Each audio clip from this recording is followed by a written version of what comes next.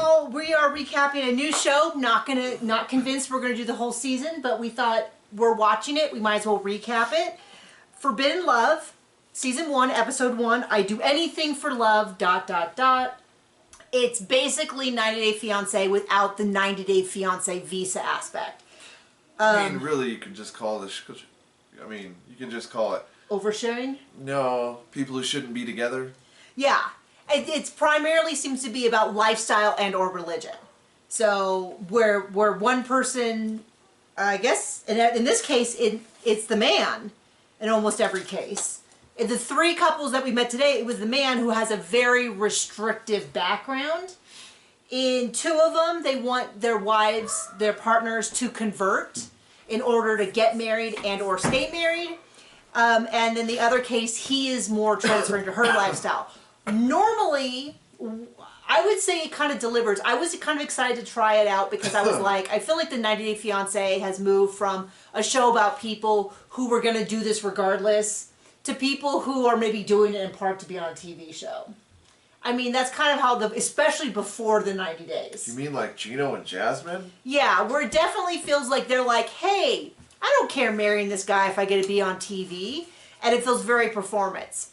These people are a mess. Every couple we saw has various degrees of being a mess. And I'm going to go kind of, normally we go in the order in which the couples appeared, but there are so many super crazy things with the first couple they introduced. I'm going to put them last because sometimes if you say certain words too close to the beginning of a YouTube video, it'll get demonetized. If that gives you any, I mean, I was embarrassed watching it with John in the room. Not because it was so bad, but because the things they were discussing on TV made me embarrassed as a human being that they were coming out of their mouths. Does that make sense? Anyway, so we'll start with the last couple who was introduced, who seem to both have pretty awful families. I haven't really been able to nail down if one family's worse than the other. Seems like there's some pretty big racism, perhaps? I mean... Yep. But the other family's not so great either, telling her constantly to get divorced, which is funny because we just watched an episode of Sister Wives where Cody's friend was saying to get divorced, and I was like, that's inappropriate. And then we have almost the exact same situation with the twin brother saying you should divorce her. But anyway, let's introduce them, Ashley and Mohammad. So right off the bat, huge red flags with how they got together. So I saw several people in several different places describe this show as this conversation should have happened before you got together.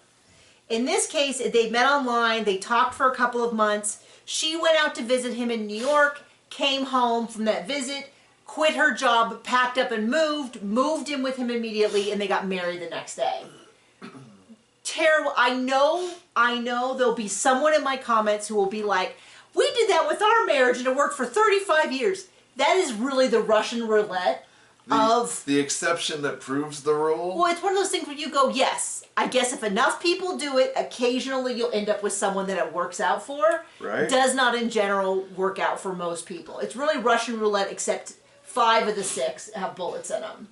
Like, this is not a good setup. As soon as I heard that, I was like, because before I even watched the show, I just saw a couple clips. I was like, these are people who started banging immediately, and then later on was like, oh, we have no similar goals. We have, our view of the future is totally different. So we're both of the same religion. That was a big thing to us when we started dating. I am not here to say that people of different religions can't be married. I'm not saying people... I am not here to make a blanket statement. All I'll say about religion in general is that usually people who are very adherent to a religion have some clear ideas about things that are important to them. And I do think that the things that are important to you about how you want to live your life and raise your children should be shared between the couples. Like we've said this before where it's like, hey, if you're part of a couple where you're like, hey, I don't care if you go to strip clubs as long as you don't touch or you don't go home with the person, you both agree with it, I'm not here to say you're wrong. But I'll tell you what, if you feel differently, it's a big recipe. To be clear, that is not how we live our life. We are very much of the, I don't want him going, he didn't want me going, to one. Right? Yeah. I wouldn't even know where one is. I don't either. I know they're in Vegas. I'm just saying, and it's one of those things where it's like, we talked about that. When we were dating, we asked things like, how many kids do you want? What if we can't get pregnant? How would you want to handle that? Would you be okay if we couldn't have kids? I picture us going to church on a Sunday. I picture us, celebrating these holidays. Like, that's stuff we talked about. A lot of it. It was funny because when we got engaged, we started premarital counseling, and we had already talked about all of it. Like, we could have gotten married, and we should have, the day we got engaged, because we did not get engaged until we were, what? What was the holdup? Well, I thought I wanted a wedding. Oh, well, we didn't get engaged until I was 110% sure. I took it very, very seriously. I had never really been in love before, so I wasn't sure, like, what it felt like to be in love. I didn't want to make any mistakes. I didn't want to repeat mistakes of other people I knew. So anyway, point being, but it seems that these people, none of that at all. So back to her, they met, they immediately got married. She was kind of like, sure, yeah, I'll be a Muslim. She's done no conversion. It's been 3 years. They immediately got pregnant, had a baby, very cute baby. He is from, we eventually meet him, he's from Saudi Arabia about 10 years ago. Him and his twin brother moved to New York, opened like a little grocery kind of store. He described it as a grocery store, but the section we saw had like t-shirts and phone chargers. Like, so maybe more of like... A kiosk or... Well, what are they called? Like a mall kiosk? Oh, You know what I'm thinking about. I was going to say a deli, but that's not right. Bodega? Yeah, that. They're in Rochester, but yeah, it kind of definitely has that vibe of like a little of everything. You just pick up what you need, essentials. And he had no intention of marrying someone who was a Muslim until she showed up. They fell in love. He is very devout Muslim. Dad had 2 wives. He full out says, if I get rich enough, I'd like a second wife. Okay, that seems like a really big thing just to throw out. I would not want that. I hope that she knows that and she doesn't find that out when she watches the show. I don't want a second wife, and I don't want you to have a second wife. But I also would not. I have no interest in having a second partner either. I mean, sometimes I love my son, but sometimes it feels like I don't get enough John time as it is, let alone a whole nother adult. No, thank you. I want all my time to go to my son, my husband, and then I guess I have to work. I could get rid of that, I suppose. But if I did, I would still want to spend all that free time with you and him. So that was kind of wild. I wonder if she knows. The brother that explains, she's crazy, she's loco, she broke my Xbox and the TV. Sony, she's crazy. PlayStation. Oh, PlayStation. Sorry, PlayStation.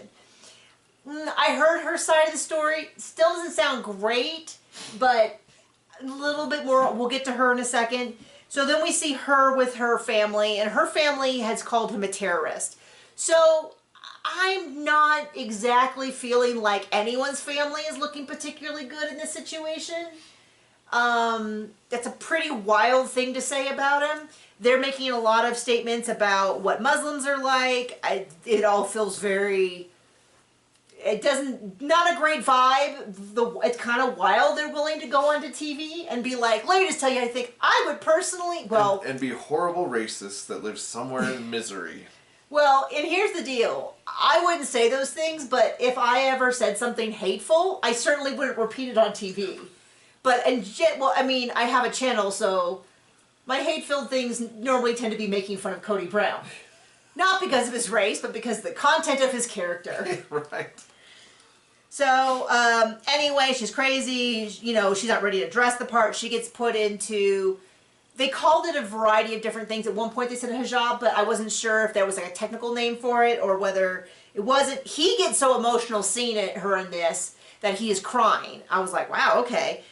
She is asking him to go with her to Missouri to see her family. He's like, she called me a terrorist. Well, then we get her, and she's like, well, what about your brother? And he's like, don't bring my brother into this. Now, I would disagree. It sounds like it's very fair that she brings her brother into this, because her side of the story is that he was visiting and staying with them, and he kept telling the brother to divorce her over and over again. And then they were fighting over something, and he was egging on his brother, and she got mad and broke his PlayStation. once again, I would not break someone's stuff, but I'm also like, he really presented this like out of nowhere she went crazy and broke my things, as opposed to he was staying with them for free, and so I don't know how that story actually played out. I'm just saying, no one looks particularly good in this story, but his whole view of she's so crazy, I'm like, yeah, if he's constantly telling his brother to divorce her, I could see why she'd get a little crazy. So they're kind of a hot mess. And he said sort of at the end of that, if she doesn't start being a Muslim, he's going to get a divorce. This is going to end. Not great when you already have a child. Not great. I mean, but then the part of me goes, yeah. I mean, it's a way out. So maybe that's what they're looking for. I mean, a part of me goes, yeah, this is also why you know someone for longer than a week before you get married in person. Okay, so next up we have Eli, who is 32 and an Orthodox Jew, and her. Oh, good, I forgot to write down her name. Well, it's on the title card underneath us that I will add later on, so there you go. And she is an Italian Catholic. He talks a lot about I've never known an Orthodox Jew. And in fact, I don't know anyone who's converted to Judaism. I knew a lot of cultural Jews growing up. But I will tell you, this is very embarrassing, my most knowledgeable experience of converting to Judaism is Sex in the City, when Charlotte converts to Judaism. I just say, kind of on track, because on the show, the way they presented it, this has now become a Sex in the City recap. She wanted to convert, and he was like, no, we're not interested. And she had to like really fight him to be like, no, I want to convert. I want to convert. This is really important to me. And she had to kind of prove that she wanted to convert.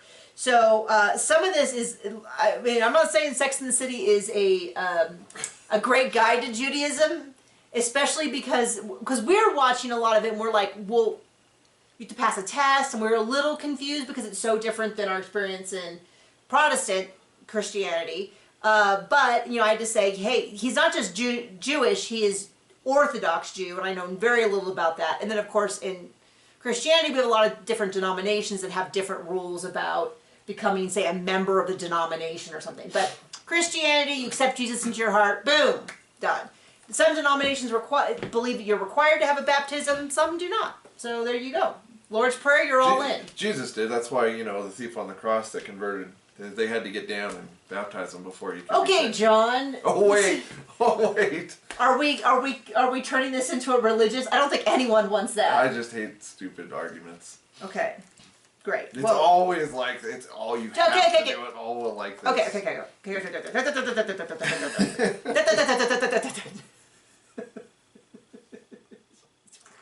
Anyway. But our point being, we recognize that even within Protestant Christianity, there's a lot of variations. So we're just explaining, as someone who is unaware of how Judaism works, like just a sense of like, oh, I didn't know that. So if you are Jewish and want to explain, I know we have some Jewish followers, and you want to explain anything, I'd love to read it. I don't know if there's different sects of Orthodox Judaism. I'm almost positive there would be, because anytime there's religion, there's subdivisions within the religion. So anyway, he describes it. There's a lot of holidays, rules, regulations. I pray 3 times a day. He explains. He goes to temple every day. He explains pouring water back and forth. A lot of the rituals. A lot of the things he did mention are things I'm familiar with from the Old Testament of the Christian Bible. And he's praying, and she sort of busts in I mean, I'm sure this was all as like they're filming. As I know they're filming, but it definitely is. She's like, "Hello." So then we meet her. She's Catholic. She was very religious when she was younger. Her dad died when she was 10, and she was like, "I'm kind of done with it." She eventually became an alcoholic at some point. This is all very like.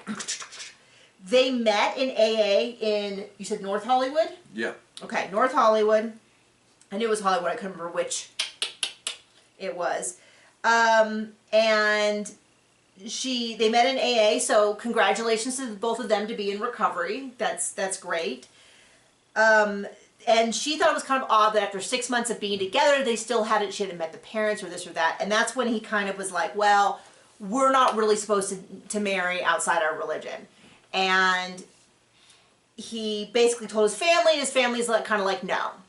No, that's not going to happen. So she's supposed to convert. She goes 3 times a week to convert. She meets with, it looks like, I thought they were classes, but it sounds like it's one-on-one with a rabbi. Rabbi is unintentionally hilarious. Yeah. Because he is over it. He's over her. He doesn't seem that really thrilled with the camera. She walks in, she's like, hey, it's your favorite student. He's like, favorite? Oh. Like, I was like, oh my gosh, this is such a great viewership. And she is just like joking and kidding her whole way through, and he just has zero patience, zero interest in any of this. He's like, be serious. No, that's not funny. Because she's like, hey, so God's having a little cocktail. He's like, drinking? No, that's not it. He has no patience for it. And I kind of feel like if I went right into this meeting, she would be like maybe 10% better than me. And I am not converting to Judaism and haven't done. I know a lot of it because he's like, when else do they have fish?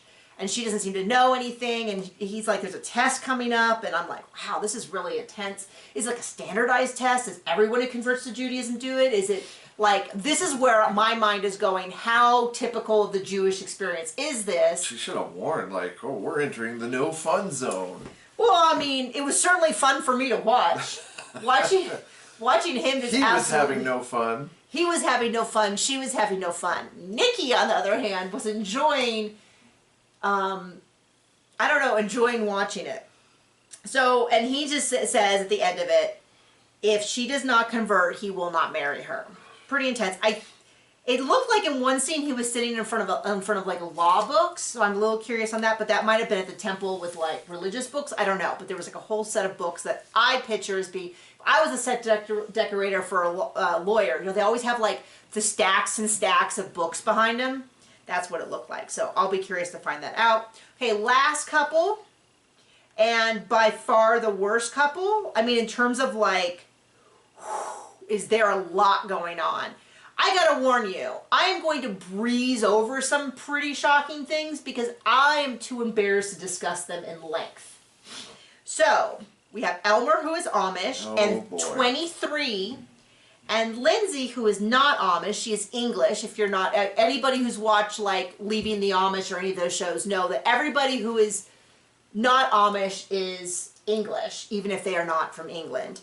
And she is 34. So already, this is not immoral. This is not an immoral age difference, but it's definitely like that kind of thing where you go, he is 11 years younger than her. They met at least a couple years ago, and the pictures make him look 14. And she owned a house. He came with his brother to as many. If you ever live near Amish, you know a lot of times with construction work, they'll do amazing work for cheap.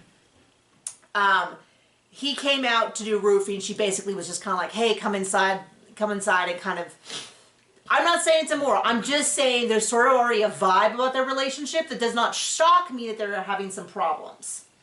I'll just put it that way. So, the sex part of this is all weird. All of it is weird. Are they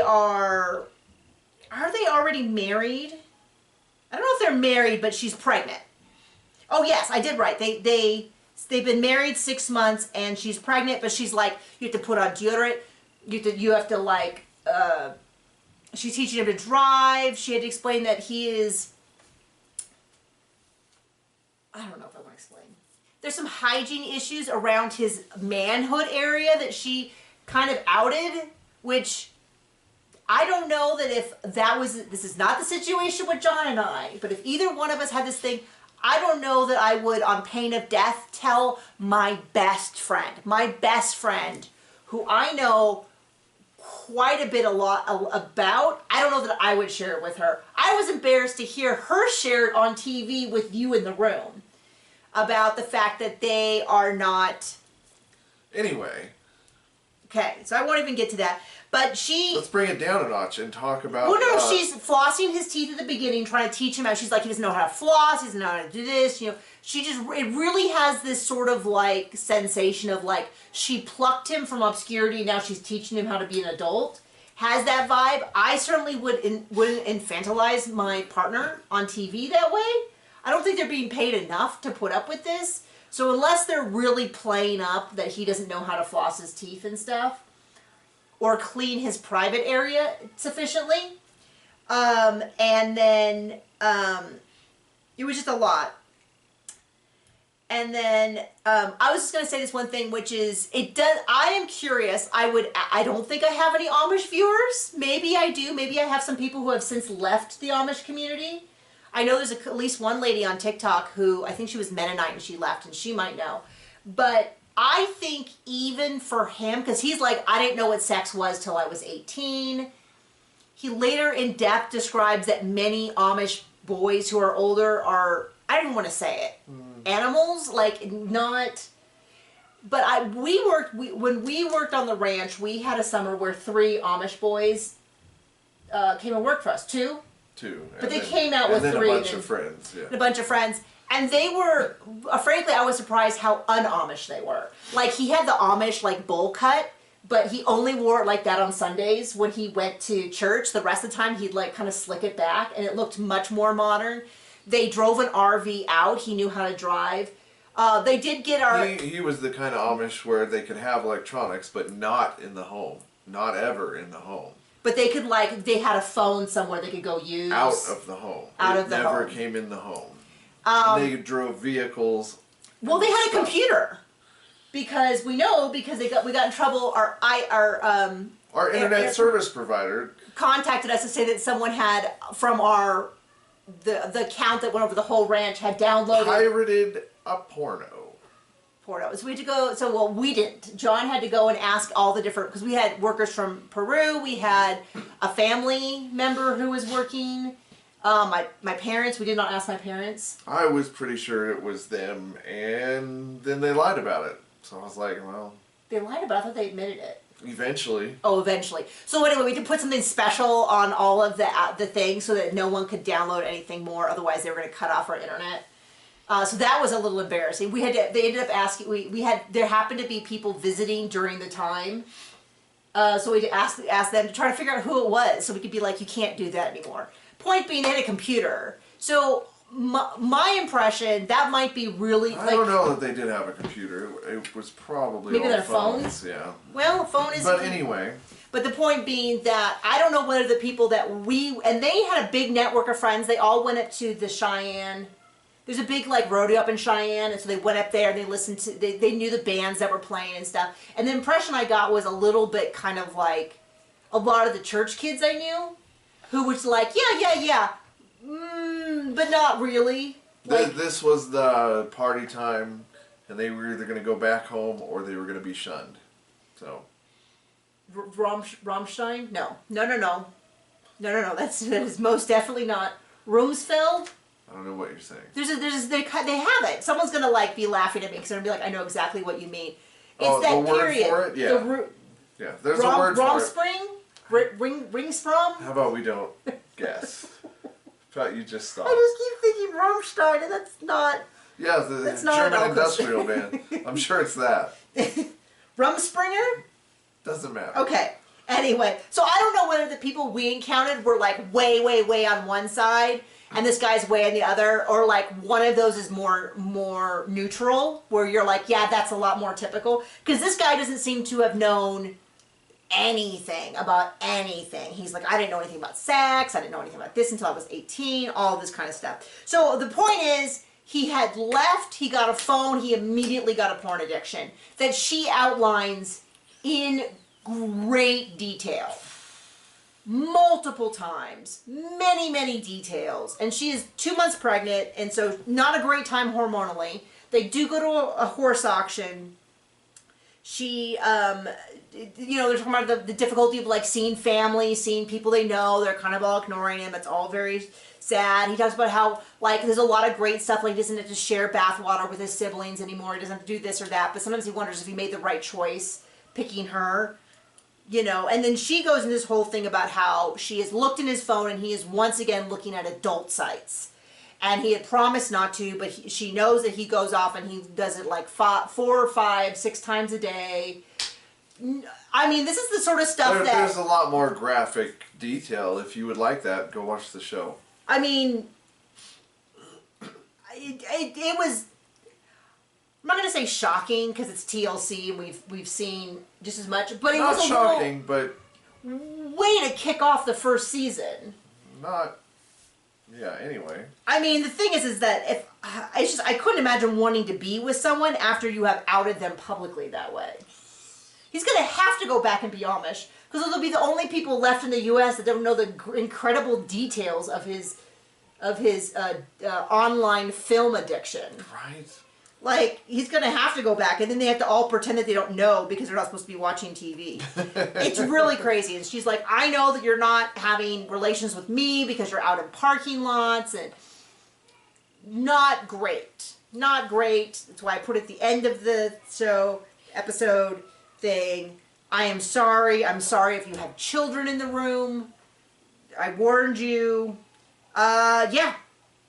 But there you go. I don't know how they get these people to go on TV and share that intimate of details. I mean, like, it's one thing to go on TV and make a fool of yourself. It's another to go and out the kind of stuff that, like, normally therapists legally have to not be able to repeat before you're willing to share publicly. So that is the episode. If you're into it, man, has this got some fireworks. Next week we'll meet an additional couple that is not here. We haven't discussed so far. Did it say what she did for a living? It didn't, did it? I don't think so. Interesting. Lots and lots of fireworks. I apologize for my appearance. I was outside working. I was shooting archery. Super sweaty. I'm covered in that white zinc We don't curse. stuff. All of that. So thanks for joining us. Bye.